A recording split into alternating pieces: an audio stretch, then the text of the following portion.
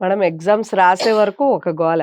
రాయండి, రాయండి, రాయండి, రాయండి, బాగా చదవండి, బాగా చదవండి. రాసి అయిపోయిన తర్వాత రిజల్ట్స్ వచ్చే వరకు ఒక గోల. రిజల్ట్స్ వచ్చాక ఒక గోల. పేరెంట్స్ ఎంతవరకు బాధ్యత వహించాలి? బాధ్యత ఖచ్చితంగా ఉంటుంది. పేరెంట్స్ బాధ్యత ఉంటుంది పిల్లల మీద. కానీ ఆ బాధ్యత శృతి మించి రాగాన పడి, వాళ్ళకి ర్యాంకులు రాకపోతే కంపారిజన్స్ వాళ్ళలో వాళ్ళకి కంపారిజన్స్ కాకుండా, పక్కన పిల్లలకొచ్చినప్పుడు నీకెందుకు రాదు అన్న కంపారిజన్స్ ఉన్న పేరెంట్స్‌ని ఈ రోజుల్లో మనం అబ్బో! చూస్తున్నాం. అసలు ఉన్న మొత్తం అంతా వాళ్ళే ఉన్నారంట. నేను ఏదో 1, 2% తప్పించి. ఎందుకు అంటే వాళ్ళతో మిమ్మల్ని కంపేర్ చేయటం. వాడు రాసే విధానం వేరై ఉండొచ్చు. వాడు ఎగ్జామినేషన్‌కి వెళ్ళిన తర్వాత వాడు పేపర్ వేరుగా రాసుండొచ్చు. దిద్దేవాళ్ళు ఆ పేపర్‌ని చూడంగాల్నే వాడికి 4 మార్కులు 4కి 4 ఎయ్యాలి అనిపించుండొచ్చు.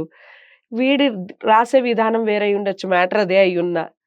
వీడికి మార్కులు ఒక మార్క్ తక్కువై ఉండొచ్చు. దానివల్ల ర్యాంకులు తగ్గుండొచ్చు. ఈ కంపారిజన్ వల్ల పిల్లల్లో ఉన్నటువంటి ఆ బాండింగ్ ఏదైతే ఉందో అది ఖచ్చితంగా దెబ్బతింటుంది. నాకు నీతో కంపేర్ లేదు. నేను నీ స్థాయి కాదు అని. మంచి స్టూడెంట్స్ గూడా ఒక రకంగా డౌన్ ఫాల్ అయ్యే ఛాన్సెస్ ఉన్నాయి.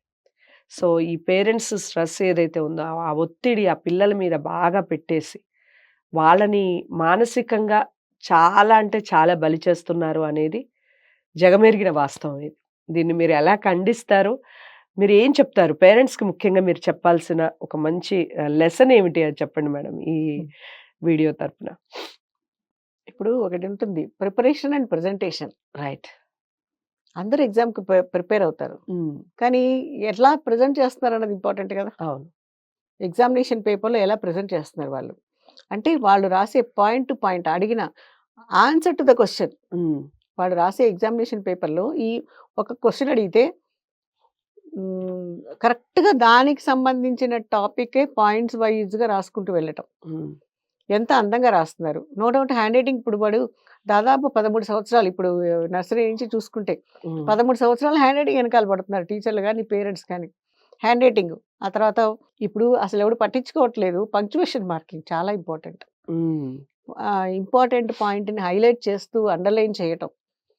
ఇంకొకటి అస్సలు కామన్ సెన్స్ లేని విషయం స్కూల్ పిల్లలే కాదు. ఇప్పుడు మేము చాలామంది ఇంటర్‌వ్యూకి వచ్చిన వాళ్ళని కూడా చూస్తున్నాం పెద్దవాళ్ళని. అది హ్మ్. డిగ్రీ అయిపోయిన తర్వాత మార్జిన్ వదలటం అన్న జ్ఞానం కూడా లేకుండా రాస్తారు. అవును.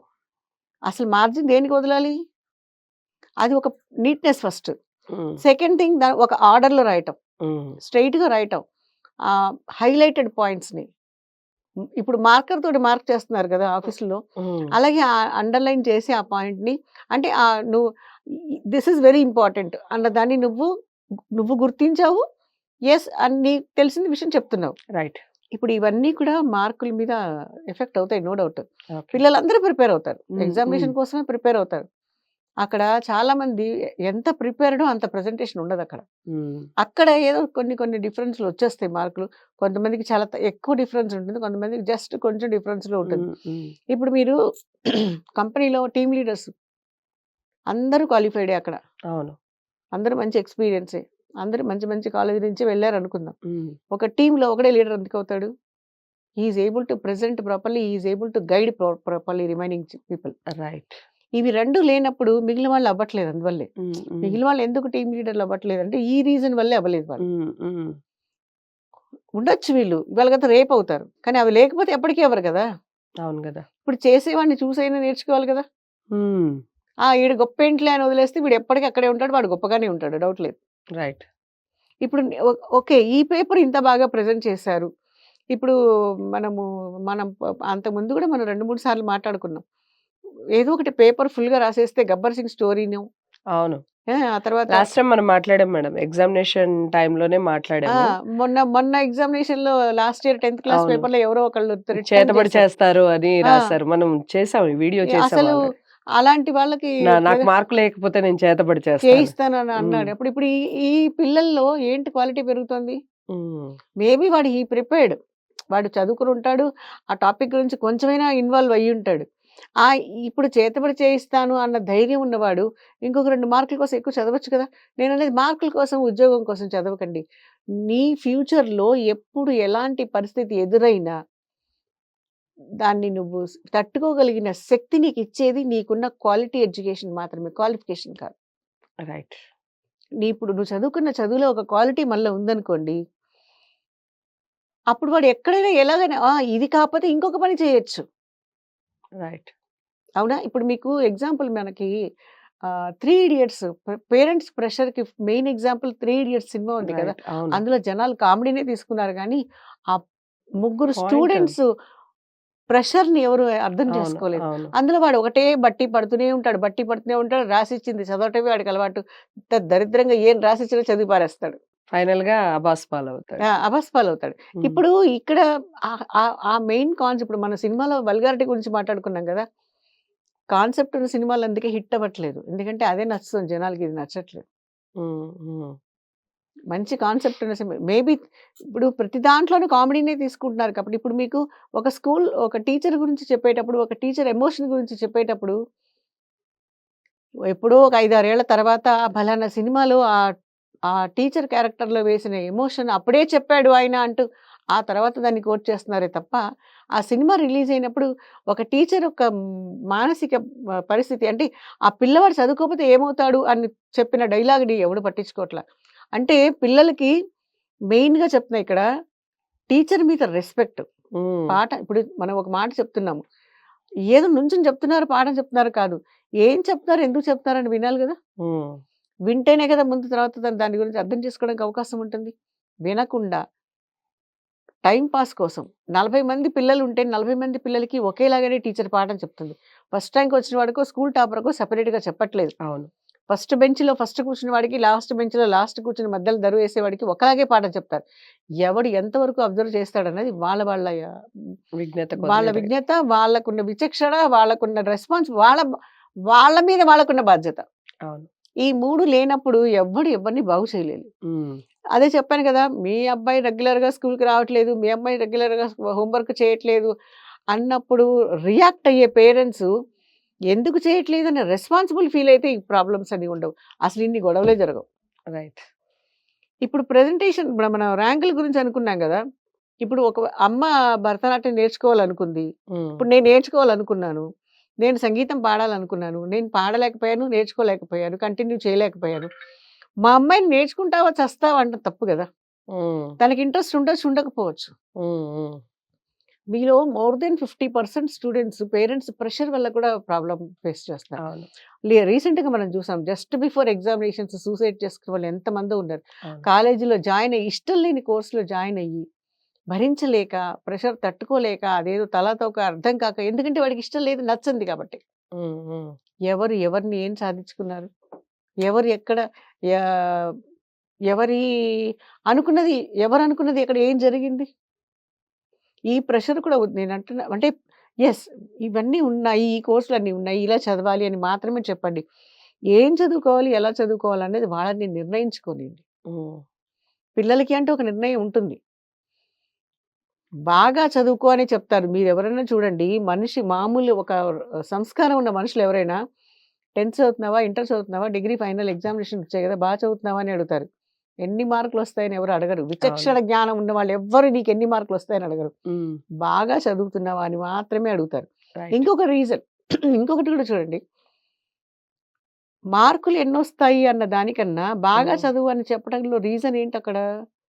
టైమ్ వేస్ట్ చేయకుండా టైమ్‌ని వేరే పనికిమాలిన విషయాల్లో, వ్యవహారాల్లో తలపెట్టకుండా చదువు మీద కాన్సంట్రేట్ చెయ్యి అని చెప్పటమే అక్కడ ఉన్న లక్ష్యం. రైట్. బాగా చదువుకో అన్నదానికి అర్థం అదే. హ్మ్. హ్మ్. అంతే తప్ప 100కి 100 తెచ్చుకోవాలిరోయ్ అంటే తప్పది. ఓకే. సో, ఈ ప్రెషరు పేరెంట్స్‌కి ఎప్పుడు ఒక్క ప్రశ్న పిల్లలు నాకు తక్కువ మార్కులొచ్చాయని అడుగుతున్నావు గదా! నీకెన్ని మార్కులొచ్చాయని ఒక ప్రశ్న పిల్లలు అడిగితే పేరెంట్స్ ఏం జేయాలండి? అది అడిగే వరకు పెట్టుకోవద్దంటున్నా నేను. ఎందుకంటే పిల్లలు ఈ రోజుల్లో చాలా తెగించున్నారు. ఆ ప్రశ్న వాళ్ళు అడిగే వరకు వద్దు. హ్మ్. దేనికి ఎంత చదువుకునే వాడికైనా, ఎంత తెలివైన వాడికైనా, ఎంత బుద్ధిమంతులకైనా ఒక కెపాసిటీ వరకు ఉంటుంది. రైట్. ఇప్పుడు గిన్నె ఎంత అందమైందైనా అందులో పట్టెన్నే నీళ్లు, పాలు పడతాయి. కాదు చాలా గిన్నె బావుంది. ఎక్కువ పోస్తే పట్టవు ఒలికిపోతాయి గదా! అవును. పిల్లల మైండ్ అయినా అంతే. ఓకే. సో, వాళ్ళకేది ఇంట్రెస్ట్ ఉందో, వాళ్ళకేది నచ్చుతుందో అది మంచిదా? కాదా? అది చేయకూడదు అంటే దాన్ని ఎక్స్‌ప్లెయిన్ చేయండి. కాదు నేను రోజు లేట్‌గా వస్తాను ఇంటికి అంటే పళ్ళు రాలగొట్టండి తప్పులేదు. నాకు ఈ కోర్స్ వద్దు ఇంకోటి చేస్తారంటే చేయండి. ఇంకొకటి చేసే ముందు చెయ్యాలనుకున్నప్పుడు మీ ఆర్థిక పరిస్థితిని కూడా ఎక్స్‌ప్లెయిన్ చేయండి. ఇది చాలా ఇంపార్టెంట్. ఇప్పుడు పిల్లలు కూడా ఒక కోర్స్ చేయాలనుకోవచ్చు. తల్లిదండ్రుల యొక్క ఆర్థిక పరిస్థితిని కూడా వాళ్ళు ఆలోచించాలి. ఇది చేయగలరా? ఇది చేయించగలరా? ఇంత ఖర్చు వాళ్ళు పెట్టగలరా? లేదా అని. దాన్ని ఇప్పుడు మరి జస్ట్ లైవ్ ఎగ్జాంపుల్ ఇన్ఫోసిస్ మూర్తి గారు ఐఐటీకి వెళ్ళలేకపోయాడు. ఆర్థిక పరిస్థితి వల్లే. అవును. కానీ ఈరోజు ఎంతమంది ఆయన చూడండి దట్ ఈస్ కాల్డ్ ఛాలెంజ్. ఎంతమంది ఐఐటీయన్స్ ఆయన కంపెనీలో ఉద్యోగం చేస్తున్నారు. ఆయన ఐఐటీకి వెళ్ళలేకపోయాడు. మేబీ ఆయనకి అది కోరిక లాస్ట్ వరకు ఉండిపోవచ్చు.